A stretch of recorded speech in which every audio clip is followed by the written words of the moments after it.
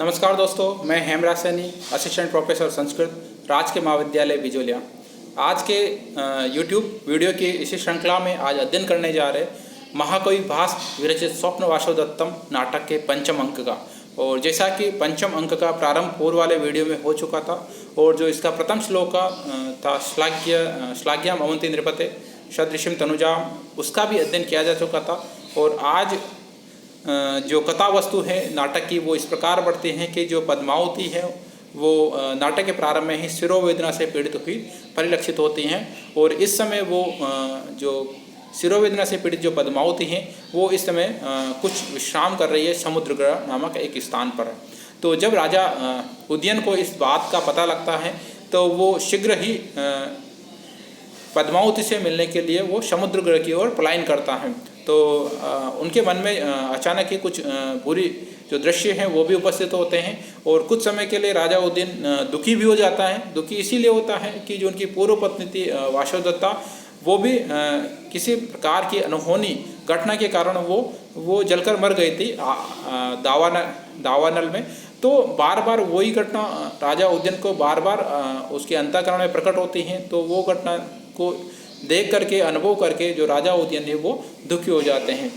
और जो श्लोक आता है वो राजा कहते हैं कि आह अर्थात भो कष्टम, अर्थात ये जो बात है ये अत्यंत दुखकारी है, अर्थात मुझे दुख पहुँचाने वाली है।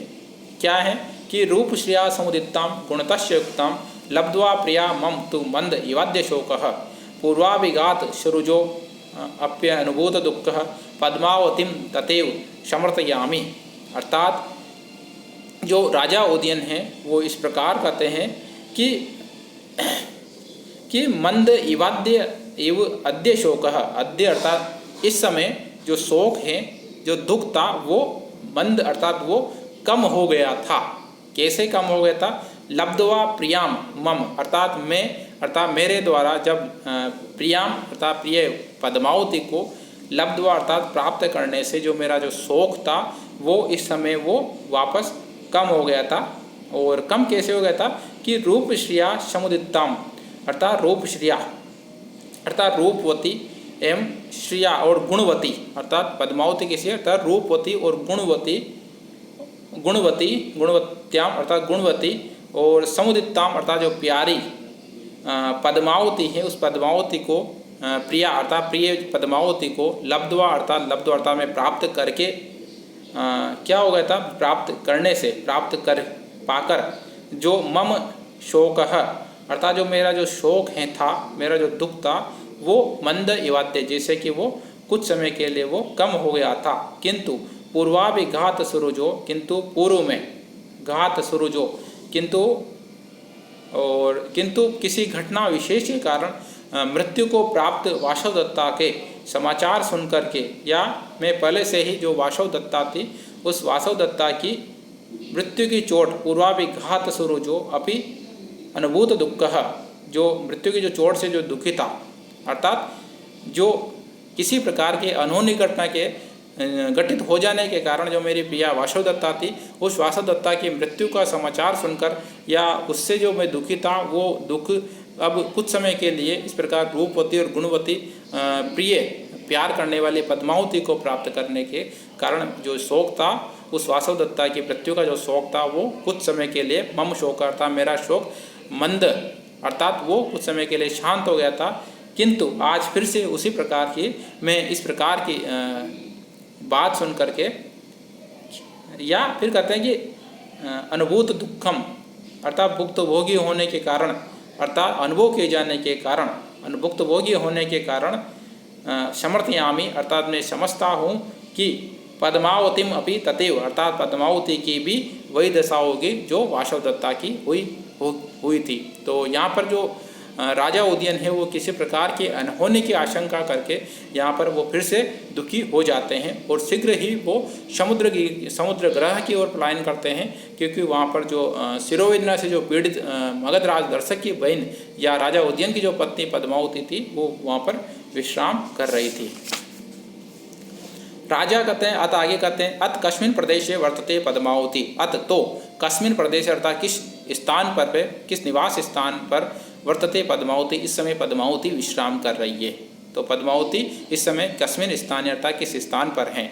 तो विदुषा कहता है कि समुद्र ग्रह के किल शय्यास्त्रीणा अर्थात समुद्र ग्रह नामक किसी स्थान पर पद्मावती की जो शैया है वहाँ पर बिछाई गई है, शैया लगाई गई है। तो राजा तेन ही तस्य मार्गमादेश्य तेन तो आपके द्वारा उस मार्ग को आदेश कीजिए, वो रास्ता दिखाइए। तो विदूषक उभो परिक्रामतः अर्थात दोनों घूम करके एततु भवन अर्थात आप इधर से आइए, इधर से आइए। तो विदूषक फिर आगे कहता है इदम समुद्र ग्रह कम, आप चलो ये समुद्र ग्रह नामक स्थान पर आ गए हैं। प्रविष्टु भवन अर्थात हे राजन आप प्रवेश करो। तो राजा पूर्वम प्रवेश, पहले तुम प्रवेश करो। एक शिष्टाचार होता है वह अपने सेवक के प्रति एक राजा के द्वारा, तो अर्थात नहीं आपको पहले प्रवेश करना चाहिए, आप पहले प्रवेश करो। तो राजा पूर्वम प्रवेश्य, तो पहले तुम प्रवेश करो। विदूषक कहता है कि भो अर्थात जी, तथा अर्थात वैसा ही करता है, प्रवेश्य अर्थात प्रवेश करके, और अविहा अर्थात हो एक दुखवाचक शब्द है कि तिष्ठतु तावद्वान, महाराज ठहरिए राजन आप ठहरिए यही पर ठहरो। राजा कहता है किमर्थम, क्यों ठहरे। तो विदूषक कहता है कि एष खलु दीप प्रभाव सूचित रूपो वसुधा तले परिवर्तमानो एवं काकोदरः। तो वो कहता है काकोदरः, उदरः अर्थात सर्प अर्थात लेटता हुआ सर्प, लौटता हुआ सर्प। तो कहता है कि ऐसा अरे यह खलु निश्चित रूप से दीप प्रभाव सूचित हो अर्थात दिए के जलने के प्रभाव से अर्थात दिए के जलने की रोशनी में या उजाले में सूचित रूप हो स्पष्ट रूप से दिखाई पड़ने वाला वसुधा तले अर्थात जमीन पर परिवर्तमानो इधर उधर लौटता हुआ ऐसा काकोदर अर्थात ऐसा सर्प, ये आपको दिखाई नहीं दे रहा है, ये पास में सर्प पड़ा हुआ है। तो राजा प्रवेशम आलोक्य सस्मितम, प्रवेश से आलोक्यम सस्मितम अर्थात प्रवेश करके देख करके मुस्कुराहट के साथ में वो मुस्कुराता है। कैसे मुस्कुराता है, अहो अरे सर्प व्यक्ति वेदर्यस्य कि अहो हरे मूर्ख, वेदर्यस्य अर्थात हरे मूर्ख तुम इसे सर्प समझ रहे हो, अर्थात ये सर्प नहीं है। तो काकोदर होता है काला सांप होता है, और वैदय्यस्य होता है मूर्ख व्यक्ति, तो अर्थात हे मूर्ख व्यक्ति तुम इसे सांप समझ रहे हो। आगे कहता है राजा कि रिज्वायताम ही मुख तोरण लोलमालम पृष्ठाम सिक्तौ त्वम अवच्छसि मूर्ख सर्पम मंदा नीलेन निशि या परिवर्तमाना किंचित करोति भुजगस्य विचेष्टितानि, कि किंचित करोति कुछ सर्प की जो चेष्टाएं होती हैं, जिस प्रकार सर्प चेष्टा करता है उस प्रकार की चेष्टा ये रस्सी के माध्यम से किया जा रहा है। अर्थात हे मूर्ख तुम इस रस्सी को सर्प समझ रहे हो। रिज्वायताम जो बिल्कुल सीधी हैं, सरल हैं, टेढ़ी मेढ़ी इस प्रकार वो फैली हुई है, लंबी सीधी लटकते हुई या फैली हुई। मुख तोरण लोलमालम अर्थात मुख या द्वार पर लटकती हुई जो माला है, लोलमालम अर्थात जो माला है, सीधी जो लंबी माला है, वो उस माला को वो माला पृष्ठाम सितौ अर्थात टूट कर इस पृथ्वी पर गिर जाने के कारण, क्षिति शब्द होता है पृथ्वी को, सितौ अर्थात पृथ्वी पर पृष्ठाम गिर जाने के कारण त्वम अवच्छसि अर्थात हे मूर्ख तुम अवच्छसि तुम समझ रहे हो, तुम इसे सर्प समझ रहे हो। मंदा नीलेन जो मंद वायु के प्रवाह से निशि अर्थात इस रात्रि में परिवर्तमाना कुछ हिल डुल रही है, अर्थात वायु के प्रवाह के कारण ये जो माला है, जो टूटी हुई माला है, ये वायु के प्रवाह के कारण धीरे धीरे इधर उधर हो रही हो। और किंचित करोते भुजगस्य और कुछ सर्प की चेष्टाएं भी कर रही है, किंतु यह सर्प नहीं है। तो राजा कहता है कि हे विदूषक, हे वसंतक, ये सर्प नहीं है, अर्थात ये पृथ्वी पर टूटी हुई या भूमि पर टूटी हुई टूट कर गिरी हुई जो ये मुख तोरण माला है, मुख द्वार की माला है, वो उसे आप सर्प समझ रही हो। तो मंदा नीलेन होता है, नीलेन शब्द होता है नील वायु को, और मंद नील अर्थात धीरे धीरे वायु चलने के कारण। निशी शब्द होता है निशा, निशा का शब्द विभक्त एक वचन होता है निशी अर्थात निशा, निशी अर्थात रात्रि में। परिवर्तमाना अर्थात हिलना डुलना, परिवर्तित होना। और मुख तोरण लोल माला अर्थात मुख द्वार पर जो मालाएं जो लटकाई जाती हैं, मुख द्वार माला जिसे कहा जाता है, वो अशोका वृक्ष की जो मालाएं होती हैं, जिनमें तो मालाएं क्या होते हैं टूट गई थी सूखे के कारण, और परिवर्तमाना अर्थात वो उलट पुलट होती हुई ऐसी। तो विदूषक निरुप्य अर्थात वो उन्हें हटाता है, वो हाथ लगा के देखता है, वो निरुक्य पुरुषम अवलोके, और देख करके फिर वह अंदर प्रवेश करता है। और सुष्टु भवन वर्णति अर्थात हे राजन आप सुष्टु बिल्कुल उचित ही कर रहे हो, आप बिल्कुल सत्य कर रहे हो, अर्थात ये न खलु एवं काकोदर, यह कोई काला सर्प नहीं है। तत्र भवती पद्मावती आगत्य निर्गता भवेत्, तो तत्र भवती वो जो राजकुमारी पद्मावती है वो यहाँ आकर वो यहाँ से चली गई होगी, इस प्रकार इसीलिए हो सकता है वो माला टूट गई हो। तो राजा वैश्य अर्थात हे मित्र अनागत्या भवितव्यम, तो कहता है मित्र आई न होगी, अर्थात हो सकता है वो यहाँ पर अभी आई नहीं हो। तो विदूषक कहता है कथम भगवान जानाते, कथम अर्थात कैसे, भगवान अर्थात आप, जानाते जानते अर्थात ये बात आप कैसे जानते, आप ये कैसे कर सकते हो कि यहाँ पर पद्मावती अभी तक नहीं आई है। तो राजा कहता है किम अत्र गेयम, क्या तुम यहाँ पर नहीं देख रहे हो, क्या इसमें जानना क्या, पश्य देखो, कैसे देखो, एक अलग प्रकार का यहाँ पर वर्णन देखने को मिलता है कि सय्या नावता तथा स्त्रित क्षमा न व्याकुल पृच्छता न क्लिष्टम ही शिरोपदान ममलम शीर्षा भी घाता औषधि रोगे दृष्टि विलोभनम जन्यितुम शोभान काचित कृता प्राणी प्राप्य रुजा पुनर्न शयनम शीघ्रम स्वयं मुंचति।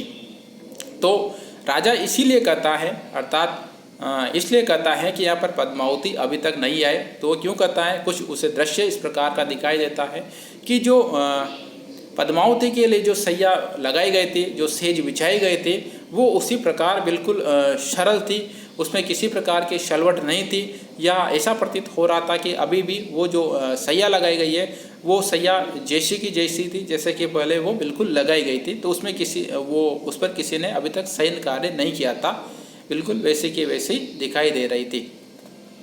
या जो उसका बिछौना था, जो उसका तकिया था, उसमें भी किसी प्रकार की वो गंध उसमें दिखाई नहीं दे रही थी, या कुछ मेले भी नहीं हो रहे थे, बिल्कुल सुंदर थे, स्वच्छ थे, और बिल्कुल उसी प्रकार सरल या सीधी बिछी हुई थी, उसमें किसी प्रकार का टेढ़ापन नहीं था।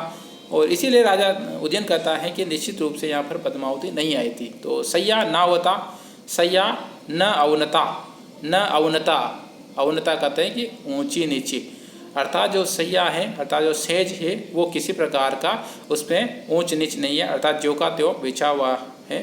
तथा स्त्रित समा, और न व्याकुल पृच्छता, और न ही उसमें किसी प्रकार की सिकुड़न है, बिल्कुल वो बिल्कुल सीधी ही बिछी हुई है। और न क्लिष्टम ही, क्लिष्टम न ही, क्लिष्ट कहते हैं न किसी प्रकार का उसमें दूषितपन, न ही किसी प्रकार की दूषित सुगंध आ रही है। सिरोपदान ममलम, सिरोपदान ममलम कहते हैं तकिया, या सिरोपदान उपदान ममलम, अर्थात जब सिरोवेदना होती है तो सिरोवेदना को शांत करने के लिए कुछ औषधियों का लेप सिर पर लगाया जाता है। तो वो शीर्षाभिघात औषधि, अर्थात जो औषधियाँ हैं वो यो औषधियों की जो गंध है उसमें किसी प्रकार की गंध नहीं आ रही है, गंध से रहित है। या सिरोपदान ममलम, या सिर पीड़ा की जो औषधि के जो दाग से जो तकिया अभी तक मेली नहीं है, न क्लिष्टम अर्थात वो किसी प्रकार के दूषित नहीं है, वो अभी भी स्वच्छ है। रोगे दृष्टि विलोभनम जनहितुम, या एकदम निम्न। तो रोगे दृष्टि विलोभनम, रोग में दृष्टि जो दृष्टि होती है आँखों को जो, और विलोभनम जनितुम, जो बहलाने वाले कोई जो जनितुम शोभा न काचित करता, किसी प्रकार के वहाँ पर शोभा या सजावट भी नहीं की गई थी। तो कहते हैं कि जब दृष्टि को या जो शिरोवेदना होती है उसमें आंखें भी दर्द करती हैं, तो आंखों के दर्द को दूर करने के लिए जो किसी प्रकार के सजावट उस कक्ष में की जानी थी वो अभी तक सजावट वहाँ पर दिखाई नहीं दे रही है। न काचित कृता शोभा, किसी प्रकार के शोभा वहाँ पर न की गई है, कृता नहीं की गई है।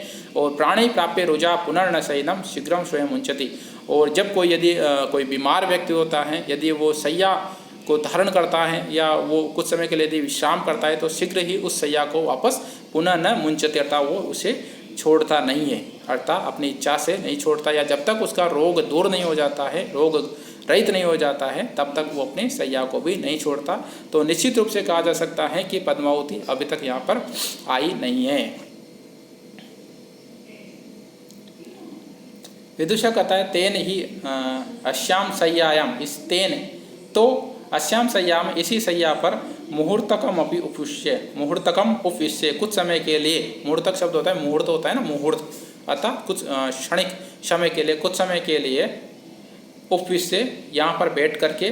और तत्र भवतीम प्रतिपालित, तत्र भवतीम, भवतीम पद्मावतीम, अर्थात उस पर राजकुमारी पद्मावती का, महारानी पद्मावती का प्रतिपालिए, अर्थात उनकी प्रतीक्षा करनी चाहिए, अर्थात तो निश्चित रूप से ये जब आपने बोल ही दिया कि पद्मावती नहीं आए तो कुछ समय के लिए हमें यही विश्राम करना चाहिए या यहाँ पर पद्मावती की प्रतीक्षा करनी चाहिए। तो वो उसी शैया पर बैठ जाते। राजा बाडम, बहुत अच्छा बहुत अच्छा। तो उपविश्य बैठ करके वैश्य अर्थात हे मित्र निद्रा माम बाधते, अर्थात निद्रा मुझे बांध रही है, मुझे नींद आ रही है। तो कथ्यताम काचित कथा, तो कुछ कथा कहो, अतः कोई कथा कहो जिससे मुझे नींद नहीं आए। तो विदुष कथा अहम कथिष्यामि, तो ठीक है मैं कहता हूँ कथा, मैं कहूँगा होम हो इति करोति अत्र भगवान। आप होम इस प्रकार के ध्वनि बीच बीच में करते रहना। और जैसे कि आपने पहले देखा होगा कि कथा वचन का कार्य होता था, कथा श्रवण होता था मंदिरों में, या कथा सुनाई जाती थी पुजारियों के माध्यम से। और जो स्त्रियां होती थी उस मोहल्ले की, उस आसपास की, तो वो मंदिर में आके उस पुजारी से कथा प्रतिदिन सुनती थी। और जो ये कथा वाचन का जो कार्य होता था समझते कार्तिक मास के आसपास होता था। और जो कार्तिक मास का जो व्रत करने वाले महिलाएं होते थे वो प्रतिदिन ठाकुर जी के मंदिर में जाके वहाँ पर पुजारी से कथाएं सुनते थे वो ठाकुर जी की। तो उसके बीच में पुजारी यही कहता था कि आप बीच में होम होम होम होम इस प्रकार ध्वनि करते रहना, जिससे कि जो कथा का जो प्रवाह है वो निरंतर बना रहे और मुझे ऐसा लगे नहीं कि आप कथा को अच्छी प्रकार से नहीं सुन रहे हो, अर्थात निरंतर आप उस कथा में ध्यान से उसको कथा वाचन को सुन रहे हो। तो इसीलिए विदुष कहता है कि हे राजन मैं कथा निश्चित रूप से कथिष्यामि, मैं कहूँगा, मैं कथा सुनाऊंगा, किंतु आप बीच बीच में होम, ये जो ध्वनि है वो होम ध्वनि आप करोति अत्र भगवान, वो ध्वनि आप यहाँ करते रहना। तो राजा बाड़ा बहुत अच्छा, बहुत निश्चित रूप से। तो विदुषा कहता है विदुषा अस्ति नगरी उज्जैनी नाम, अर्थात उज्जैनी नामक एक नगरी थी। अस्ति जो शब्द आता है यदि किसी वाक्य की प्रारंभ है तो वो वाक्य सामान्यतया भूतकाल का अर्थ प्रतिपादित करता है, भूत काल को प्रकट करने वाला वो वाक्य होता है। यद्यपि जो अस्ति का यदि वाक्य के अंत में प्रयोग किया जाता है तो वो वर्तमान का अर्थ प्रकट करता है, वर्तमान के अर्थ में भी वहाँ पर अस्ति का प्रयोग होता है, किंतु वाक्य के प्रारंभ में यदि अस्ति का प्रयोग होता है तो वो भूतकाल के अर्थ में प्रयुक्त होता है। तो अस्ति नगरी उज्जैनी नाम, अर्थात उज्जैनी नामक एक नगरी है और तत्र अधिक रमणीयानि उदक स्नानानि वर्तन्ते किल, और तत्र और उस उज्जैनी नामक नगरी में अत्यधिक रमणीय उदक स्नानानि जो जलाशय है अर्थात रमणीय जलाशय वहाँ पर विद्यमान है। तो राजा कथम उज्जैनी नाम, तो क्या उज्जैनी? तो विदुषक हाँ, तो कहता है कि यद अभी प्रेत ऐसा कथा अन्यम कथिष्यामि। तो ठीक है, यदि आपको अच्छी नहीं लग रही उज्जैनी का नाम लेने मात्र से तो मैं कोई अन्य कथा कथिष्यामि, कोई मैं दूसरी कथा आपसे कहता हूँ। अब अलग ही कोई घटना है उज्जैनी के लेकर के राजा उज्जैन के साथ में। और राजा जब भी उज्जैनी का नाम आता है तो वो कुछ समय के लिए दुखी हो जाता है, क्योंकि जो उज्जैनी का जो संबंध था वो वासवदत्ता से था, या जो वासवदत्ता थी वो उज्जैनी नरेश प्रद्योत या महासेन की पुत्री ही थी। और राजा उज्जैन का भी उज्जैनी के साथ में एक गहरा नाता था, गहरा संबंध था। तो उस उज्जैनी नगर को सुन करके, उस नाम सुन करके वो कुछ समय के लिए दुखी हो जाता है। इसलिए विदुषक कहता है कि चलो ठीक है, आपको अच्छा नहीं लग रहा तो मैं अन्यम कथाम कथिष्यामि, में कोई दूसरी कथा कहता हूँ। राजा वैश्य अर्थात हे मित्र न खलु ना विप्रेत ऐसा कथा, अर्थात ऐसी कोई बात नहीं है कि मुझे ये कथा अच्छी नहीं लग रही, किंतु इसका कुछ कारण है और उस कारण के कारण ही मैं ये कथा सुनना पसंद नहीं कर रहा हूँ, मुझे ये रोचक नहीं लग रही है। क्यों नहीं लग रही है कि स्मरामि अवंत्याधिपते सुतायाः प्रस्थान काले स्वजनम स्मरन्त्याः वाष्पम प्रवृत्तम नयनांत लग्नम स्नेहान ममैव उरसी पातयन्त्याः। राजा उज्जैन कहता है कि स्मरामि, मैं आज भी याद करता हूँ, अवंती अधिपति नरेश राजा महासेन की सुतायाः अर्थात पुत्री वासवदत्ता को, अर्थात आज भी मैं अवंती राजकुमारी वासवदत्ता को याद कर रहा हूँ कि प्रस्थान काले स्वजनम स्मरन्त्यामि, कि प्रस्थान काले अर्थात उज्जैनी से चलने के समय, उज्जैनी से प्रस्थान करने के समय स्वजनम स्मरन्त्याः अपने मनुष्यों को याद करते हुए, अपने सगे संबंधियों को याद करने के कारण वाष्पम प्रवृत्तम नयनांतर लग्नम अर्थात अपने आँखों के अंतः भाग में लगे हुए आंसुओं को, या कि आँखों की कोर में लगे हुए आंसुओं को क्या स्नेहान स्नेह के कारण मम एव उर्सी मेरी ही छाती पर मेरे ही हृदय पर गिराते हुई पातयंत्या गिराती हुई अवंती राजकुमारी को मैं याद कर रहा हूँ। तो वो एक अलग ही प्रकार का दृश्य उपस्थित हो जाता है राजा उदयन के समक्ष कि मैं अवंती का नाम लेते हुए मुझे आज भी वही घटना याद आ जाती हैं कि जब वासवदत्ता को में या जब मेरा विवाह वासवदत्ता के साथ में हो गया था और मैं वासवदत्ता को लेकर के अवंती से अपने हस्तिनापुर की ओर गमन कर रहा था, तो जो वासवदत्ता के आंखों में जो आंसू होते वो अपने प्रियजनों को याद करने के कारण बार बार वो आंसू आंखों से बाहर आ रहे थे, और वो जो आंसू थे वो मेरी वक्ष स्थल पर या अत्यधिक प्रेम करने के कारण वो वासवदत्ता उन आंसुओं को मेरे वक्ष स्थल पर ही गिरा रही थी। और ऐसे उस अवंती नरेश महासेन की पुत्री वासवदत्ता को मैं स्मरामि अर्थात मैं याद कर रहा हूँ। इसलिए आप ये जो कथा है अवंती से संबंधित उसे आप मत कहिए। अपिच और भी कि बहुषु अपि उपदेशेषु यया मामिक्षमाणया हस्तेन त्रस्तकोणेन कृतमाकाश वादितम।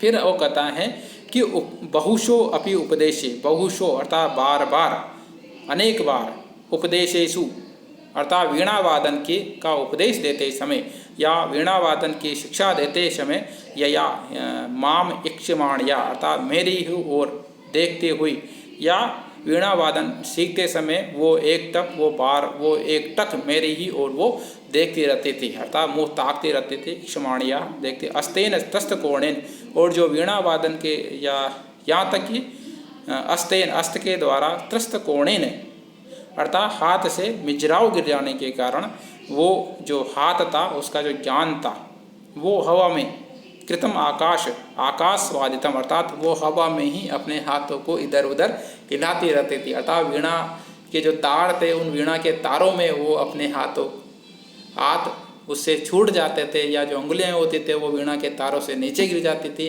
क्योंकि वो बार बार मुझे ही इक्षमाणिया अर्थात वो मुझे ही बार बार देखती रहती थी। तो शून्य में बजाना या आकाशे वादितम अर्थात वो आकाश या शून्य में ही वो उन्हें बजाते रहते थे, या वासवदत्ता को वो भान नहीं होता था, आभास नहीं होता था कि वो इस समय वीणा वादन की वो शिक्षा ले रही हो, क्योंकि बार बार मेरी ही ओर देखते रहते थे वीणा वादन के समय। तो एक बात ये भी पता लगता है कि जो राजा उदयन है वो बहुत बड़े वीणा वादक है। और बाद में इसी वासवदत्ता के अंत में एक वीणा नामक एक गोश्वती वीणा जो है उसका भी नामोल्लेख देखने को मिलता है। और परीक्षा या आपके जो पाठ्यक्रम से संबंधित जो लघु प्रश्न आते हैं उस लघु प्रश्न में भी आपके उसका नामोल्लेख से संबंधित प्रश्न पूछे जाते हैं। या राजा उदयनस्य वीणायाः नाम किम अस्ति अर्थात राजा उदयन की वीणा का नाम क्या था, तो गोश्वती वीणा राजा उदयनस्य वीणा अस्ति अर्थात राजा उदयन की जो वीणा है वो गोश्वती वीणा थी। ये भी बाद में देखने को मिलेगा। विदूषक कहता है कि बहुत तो अच्छा ठीक है, अन्याम कथायाम कथिष्यामि, कोई मैं दूसरी कई कथा कहता हूँ। फिर कहता है कि अस्ति नगरम ब्रह्मदत्तम नाम, कोई ब्रह्मदत्त नामक नगर था, और तत्र कील राजा काम्पिल्यो नाम, और वहाँ पर कोई काम्पिल्य नामक राजा निवास करता था।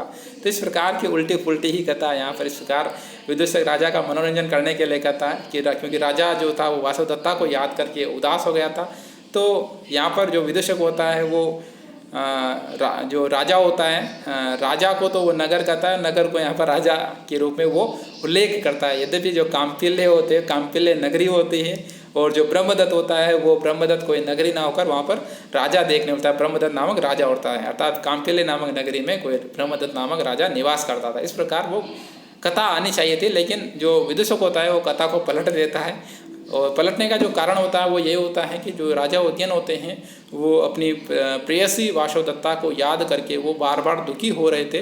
और किस प्रकार जो विदूषक होता है उसका मुख्य कार्य भी होता है कि जो नायक होता है वो नायक को कभी भी दुखी नहीं होने दे, अर्थात हमेशा वो उत्साही प्रवृत्ति में राजा को रखने का कार्य करता है। तो विदूषक अपनी मूल प्रवृत्ति के अनुसार, अपने काव्य विशेषताओं के अनुसार ही वो अपना यहाँ पर व्यवहार प्रकट करता है दोस्तों। तो विदूषक, और जिसका नाम होता है वसंतक होता है, तो आपको विदूषक का नाम भी याद रखना चाहिए। और राजा उदयन होता है वो किस राज्य के राजा होते हैं, वो हस्तिनापुर के राजा होते हैं।